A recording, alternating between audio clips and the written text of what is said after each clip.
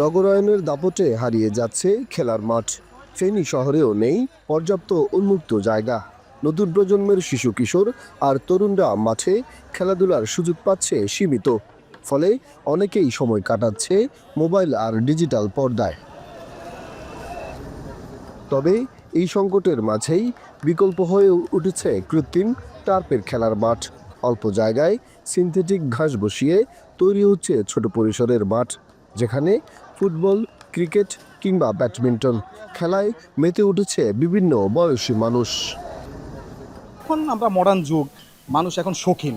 এই কারণে আমরা চেষ্টা করি যে যেখানে আমাদের সুযোগ সুবিধা ভালো থাকবে, আমাদের জন্য ফ্যাসিলিটি ভালো থাকবে, আমরা ওদিকেই ঝুঁকবো। বর্তমানে তো খেলাধুলার যে অবস্থা, যে বড় মাঠগুলো অনেকটাই বিভিন্ন অব্যবস্থাপনা বিভিন্ন কারণে ইয়ে হয়ে যাওয়াতে এখন যে ছোট মাঠগুলো হচ্ছে, এই ছোট মাঠগুলো থেকে অন্ততপক্ষে মানুষ তাদের শরীরচর্চা হলেও তারা করতে পারবে।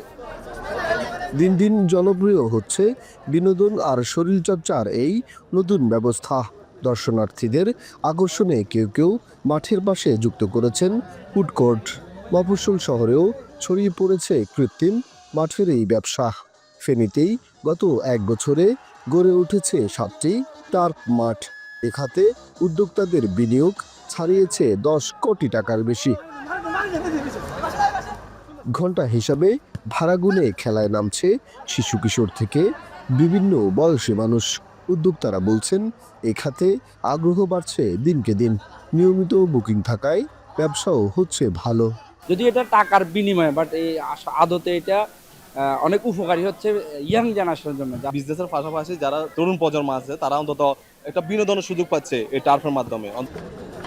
উন্নত মানের খেলোয়াড় তৈরির জন্য এসব কৃত্রিম মাঠ বড় প্রাকৃতিক মাঠের বিকল্প হতে পারে না।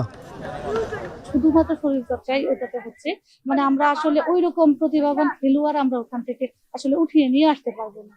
সেজন্য আমাদের আসলে মাঠ তৈরি করা দরকার, আমাদের আসলে পর্যাপ্ত পরিমাণে মাঠ তো এখন তৈরি করা দরকার। তবে আমাদের মন্ত্রণালয় থেকে অনেক আপনার উদ্যোগ নিয়েছে মাঠ তৈরির ব্যাপারে, তো সেক্ষেত্রে আশা করছি আমরা আরো মাঠ পাবো এখানে।